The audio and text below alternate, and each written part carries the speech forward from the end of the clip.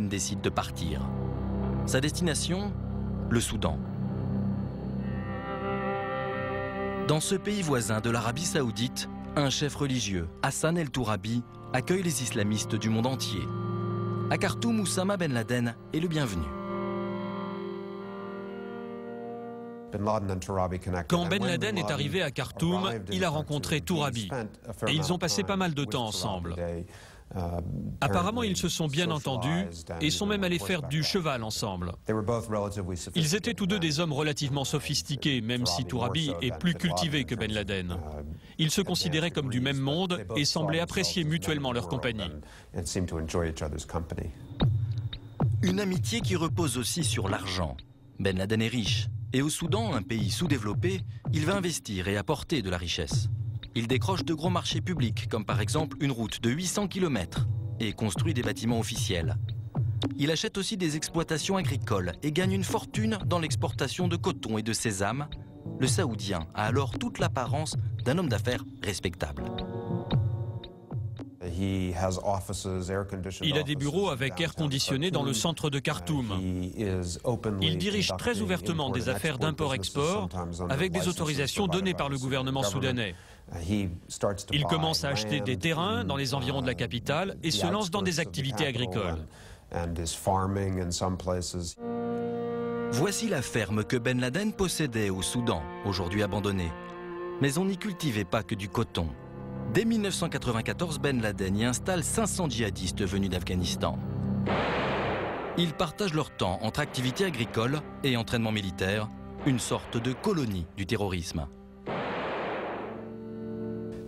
Il y avait toujours des gens autour de lui qui discutaient pour savoir qui était l'ennemi et quelle était la meilleure voie pour le djihad. Mais surtout, Ben Laden commence à financer des groupes d'activistes islamistes dans tout le monde arabe. Irrités, les gouvernements de ces pays demandent au roi Fahd de régler le cas Ben Laden. Fahd exige alors de lui qu'il cesse toute activité et qu'il rentre en Arabie Saoudite. Ils ont envoyé des membres de la famille et la famille est restée en contact, lui demandant, lui implorant, la mère, le grand-oncle, Oussama, tu dois rentrer à la maison. Et il a refusé. En juillet 1994, les Saoudiens privent Ben Laden de sa nationalité et gèlent ses comptes bancaires en Arabie Saoudite. La rupture est consommée. Le 13 novembre 1995, un attentat au camion piégé se produit à Riyad, la capitale saoudienne. 5 Américains et 2 Indiens sont tués.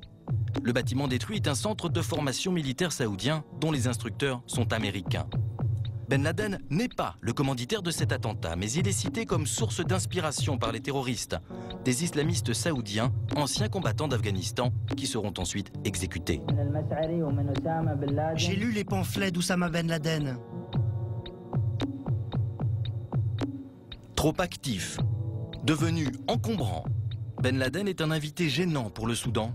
Le pays veut se racheter une respectabilité et propose de le livrer aux Américains. Bon, on vous le donne. Seulement, on n'a rien contre lui. On n'a pas de mandat, on ne le veut pas. Alors les Soudanais reviennent et ils nous disent « Et pourquoi pas l'Afghanistan ?» On répond « D'accord. » Et le reste, c'est de l'histoire.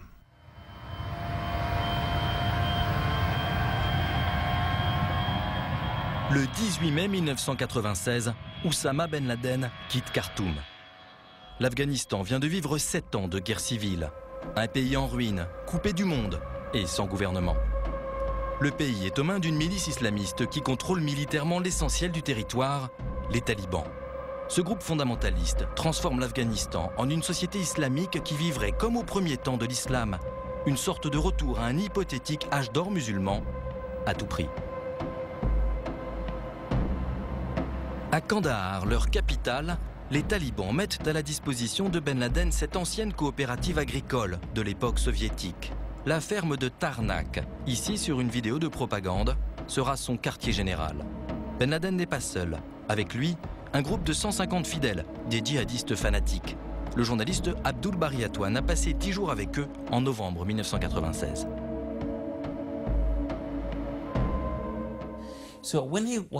Lorsqu'il a été expulsé du Soudan, ils sont partis avec lui. Ils sont venus en Afghanistan et s'y sont regroupés. Et beaucoup de gens sont arrivés d'Arabie Saoudite et du Golfe et l'ont rejoint. C'est ici que le projet Al-Qaïda, imaginé 7 ans plus tôt par Ben Laden, va réellement prendre forme. Ce groupe se considère comme une avant-garde révolutionnaire. C'est une communauté de fanatiques islamistes organisée sur un principe d'égalité. Ils partagent la même existence, les mêmes repas.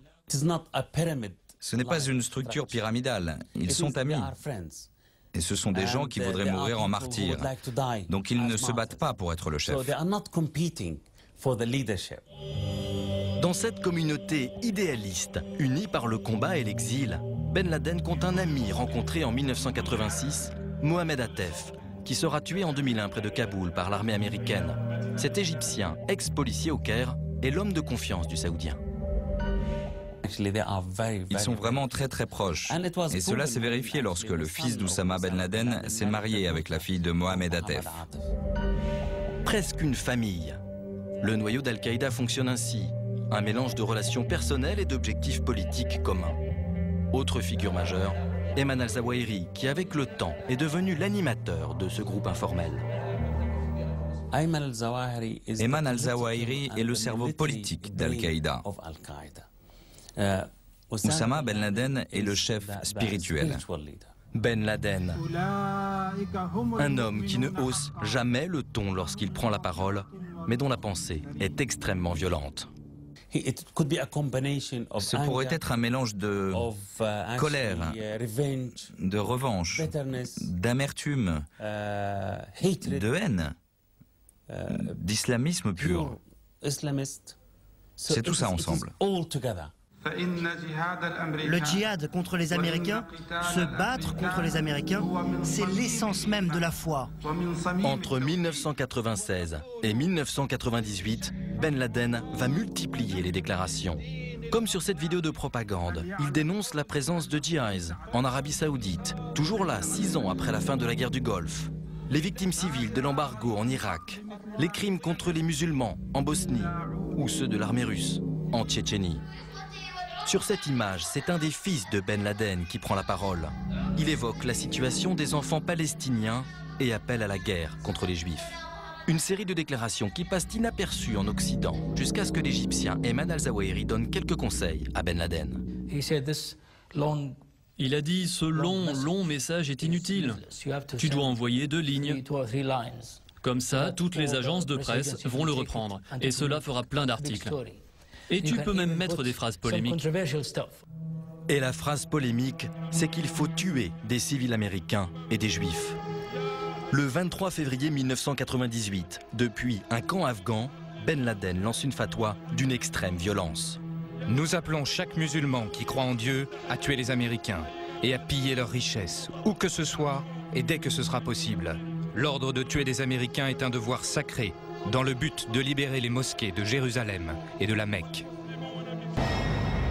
Le vendredi 7 août 1998, à 10h30 du matin, 2 attentats simultanés frappent les ambassades américaines de Nairobi au Kenya et de Dar es Salaam en Tanzanie. À Dar es Salaam, une voiture piégée explose devant l'ambassade, 11 morts, 85 blessés, tous africains.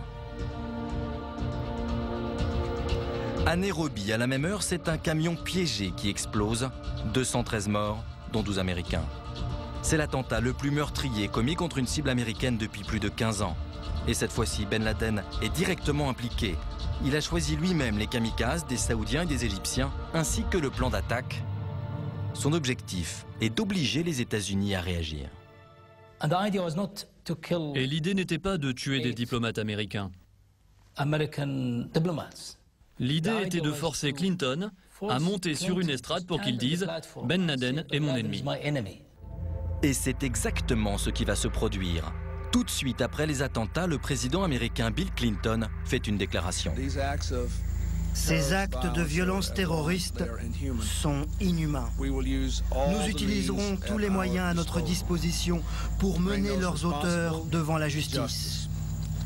Peu importe comment et quand. Ils s'écroulent et réagissent en cow-boy dès qu'on les confronte à leur identité. Ils ne réfléchissent pas, ils dégainent toujours le pistolet et ils tirent.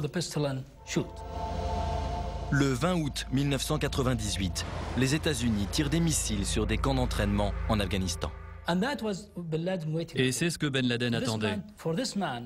Que cet homme, Clinton, reconnaisse que son véritable ennemi, puissant, menaçant, est Ben Laden. Clinton dit presque que Ben Laden est une superpuissance. Au total, 75 missiles Tomahawk à $500 000 l'unité sont tirés sur des camps d'entraînement djihadistes en Afghanistan, et notamment celui de Zawahiri, où Ben Laden est censé se trouver. La CIA savait que le Saoudien devait participer à une réunion djihadiste dans ce camp. Bilan, 21 morts, mais pas Ben Laden. Tom Simons a été ambassadeur des États-Unis au Pakistan. La vérité est que je crois qu'on ne l'a raté que de 20 minutes. Donc, ce n'est pas si mal. En fait, Ben Laden a quitté les lieux quelques instants avant les tirs. Sa tête est mise à prix par les Américains, il devient l'homme le plus recherché de la planète. Un titre de gloire aux yeux des islamistes du monde entier. Ben Laden, l'homme qui résiste aux Américains. C'est un petit David qui défie le puissant Goliath. Il est la personne avec qui il faut être. Il devient le chef de la meilleure équipe de foot du championnat. Et tout le monde veut y aller et jouer pour lui. Avant le Kenya et la Tanzanie, il y avait tout au plus une personne par jour ou par semaine, venue du Golfe ou d'Arabie Saoudite, pour rejoindre Ben Laden. Après les attentats du Kenya et de Tanzanie, il y avait pas moins de 10 personnes qui arrivaient en Afghanistan chaque jour. D'Europe, du Moyen-Orient, du Sud-Est asiatique, et ils rejoignaient les talibans. Ils étaient sous la protection des talibans. Donc c'était un gros phénomène. Désormais inspirés par la figure de proue que représente Ben Laden, des musulmans radicaux en quête d'action se rendent en Afghanistan depuis le monde entier. Là, les volontaires djihadistes rejoignent des camps d'entraînement au terrorisme. Ces camps, une douzaine au total, existent depuis la guerre contre les soviétiques. Ils n'ont jamais cessé de fonctionner grâce à l'argent des organisations islamistes. On y trouve des Indonésiens, des Philippins, des Ouzbeks ou des ressortissants de pays arabes. Au total, près de 5000 combattants. Ben Laden va faire main basse sur ce vivier. En les finançant de plus en plus, en ayant des proches qui deviennent instructeurs dans les camps, en recevant ces camps des talibans, après qu'un autre groupe eût été mis dehors pour je ne sais quelle raison. Mais avant tout, il pouvait le faire grâce à son propre poids, son propre charisme, sa propre réputation. Quand il va dans les camps, il envoie des messagers à l'avance et tout le monde se tient prêt et se prépare pour recevoir Monsieur Ben Laden qui va nous rendre visite aujourd'hui. Donc c'était le chef. Le fruit de cet entraînement dans les camps, c'est de faire le djihad pour Allah. Il y a vos frères en Palestine qui vous attendent avec patience. Et ils vous attendent pour se battre avec vous contre les Américains et les Israéliens. Le monde est